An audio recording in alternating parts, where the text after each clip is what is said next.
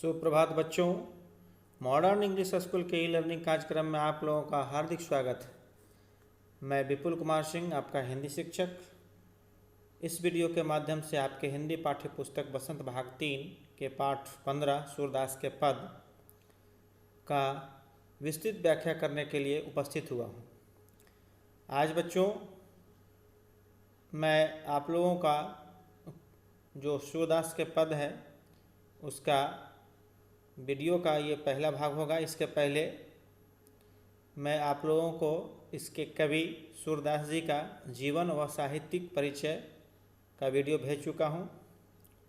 तो आज हम लोग इसके प्रथम पद जो है उसका हम लोग विस्तृत व्याख्या करेंगे और आप लोग ध्यानपूर्वक सुनेंगे। पहले इसका वाचन करेंगे, तत्पश्चात इसके जो कठिन शब्द हैं उसको भी हम लोग जानेंगे, उसके बाद इसका हम व्याख्या करेंगे। चलिए बच्चों, तो आप लोग ध्यान से इसको सुनकर और अपने उत्तर पुस्तिका में फिर अंकित करेंगे। चलिए बच्चों, तो प्रारंभ करते हैं। आपका सूरदास के पद का, इसमें 2 पद हैं बच्चों। इससे पहले हम पहला पद का वाचन करेंगे और कठिन शब्दों का सरल अर्थ जानेंगे। तत्पश्चात इसके भावार्थ को सप्रसंग व्याख्या करेंगे। सबसे पहले बच्चों इसका हम वाचन करते हैं कि मैया कबही बढ़ेगी चोटी, कितनी बार मोही दूध पियत भई यह अजहू है छोटी। तू जो कहती बल्कि बेनी ज्यों हुए है लांबी मोटी। काढ़त गुहत नवावत जय है नागिनी सी भूई लोटी। कांचो दूध पियावत पची पची देती न माखर रोटी। सूरज चिर जीवो दो भैया हरि हलधर की जोटी। सबसे पहले इसके जो कुछ कठिन शब्द हैं बच्चों वो देख लेते हैं। कित्ती का अर्थ यहाँ होता है बच्चों कितना बार। मोही मतलब मुझे। पियत मतलब पीते हुए। अजहू मतलब अभी भी। और बेनी का मतलब होता है बच्चों चोटी। क्या होता है? चोटी। यो मतलब वैसे ही, वह मतलब उसी प्रकार। और काढ़त मतलब खोलते। गुहत मतलब गूंथते। चोटी जो गूंथता है ना, गूंथते हैं जो हमारी माँ बहनें या माताएं। और काढ़त मतलब खोलना। नहावत मतलब स्नान करते हुए, नहाते हुए। नागिनी मतलब नागिन की तरह, है ना। लोटी मतलब लेटना, लौटना जो भी। कांचो मतलब कच्चा। और पची पची का मतलब बार बार। और सूरज तो सूरज है। चिरजीवो माने अनंत काल, लंबी उम्र, दीर्घायु। दो मतलब दोनों। हरि का अर्थ यहाँ पर होगा कृष्ण बच्चों। और हलधर यहाँ पर किसको कहा गया है? बलराम को। ऐसे हलधर मतलब किसान, कृषक को भी कहा जा सकता है ना। चलिए बच्चों, तो इसका तो हम कठिन शब्द का जो अर्थ जान लिए। अब इसके सप्रसंग व्याख्या करना है। सबसे पहले इसमें इसका प्रसंग बताते हैं बच्चों कि प्रस्तुत पद हमारी हिंदी पाठ्य पुस्तक वसंत भाग 3 में संकलित सूरदास के पद नामक पाठ से लिया गया है। इसके कवि सूरदास जी हैं बच्चों। इस पद के माध्यम से, इस पद में जो है, जो सूरदास जी हैं वो सबसे पहले तो जानें कि ये पद जो है आपका सुरसागर ग्रंथ से लिया गया है। चूँकि आप लोगों को पहले ही बता चुके हैं कि इनके जो प्रमाणिक 3 जो ग्रंथ मिलते हैं, सुरसागर, सुर साहित्य लहरी और सुर सारावली, तो ये सुरसागर से लिया गया है। और सूरदास जी इसमें, है ना, वात्सल्य रस यानी कि बेटे का जो प्रेम होता है उसका अद्भुत जो है चित्रण किया है।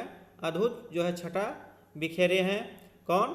सूरदास जी। और यहाँ सूरदास जी ने कृष्ण के बाल सुलभ जो है रूप का सुंदर चित्रण किया है, सुंदर वर्णन किया है। और कृष्ण द्वारा यशोदा को उलाहना देने की बात की गई है बच्चों। चलिए बच्चों, तो अब हम इसका प्रसंग तो जान लिए, अब हम क्या जानते हैं, इसकी व्याख्या। यहाँ कहता है मैया कब ही बढ़ेगी चोटी।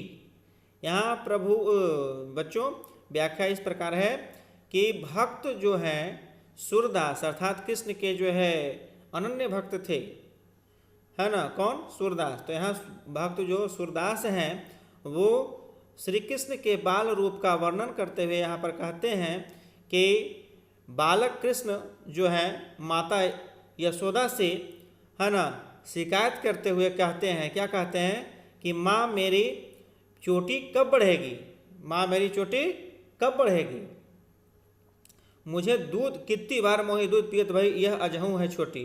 मतलब मुझे दूध पीते हुए कितने दिन बीत गए हैं, लेकिन अभी भी मेरी चोटी छोटी ही है ना। तू जो कहती बल्कि बेनी ज्यों है लंबी मोटी।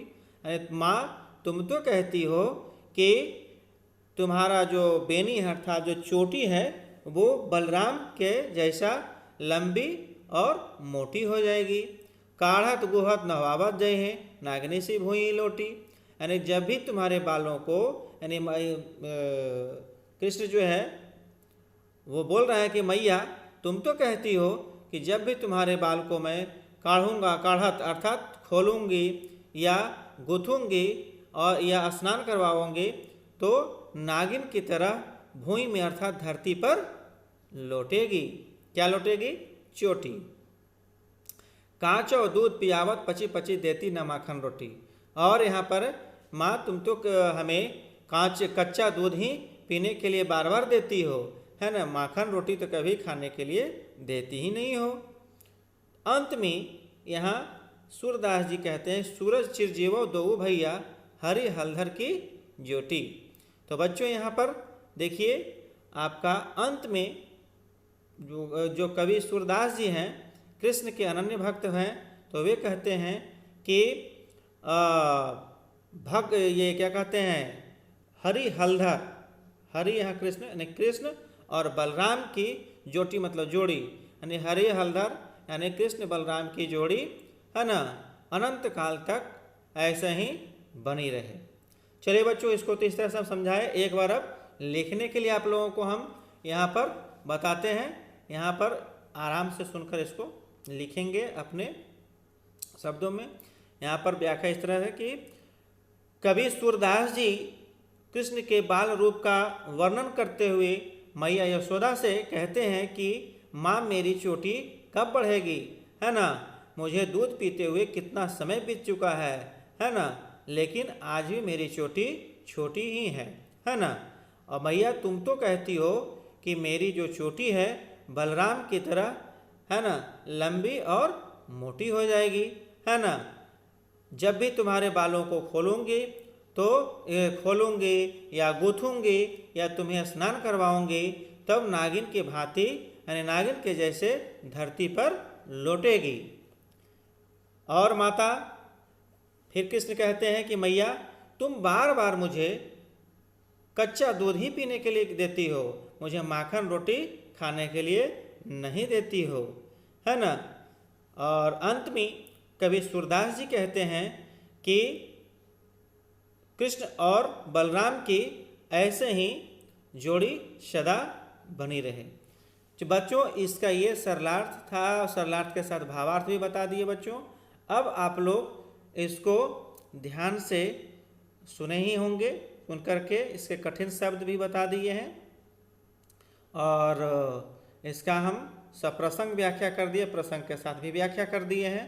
इसे आप लोग ध्यानपूर्वक सुनेंगे और यदि कहीं कोई दिक्कत होगा तो आप पूछने के लिए स्वतंत्र हैं, हमसे पूछेंगे। इसको सप्रसंग व्याख्या अपने उत्तर पुस्तिका में लिखेंगे, है ना। और जो एक और पद है बच्चों उसको हम अगले वीडियो में भेजेंगे। तब तक के लिए धन्यवाद।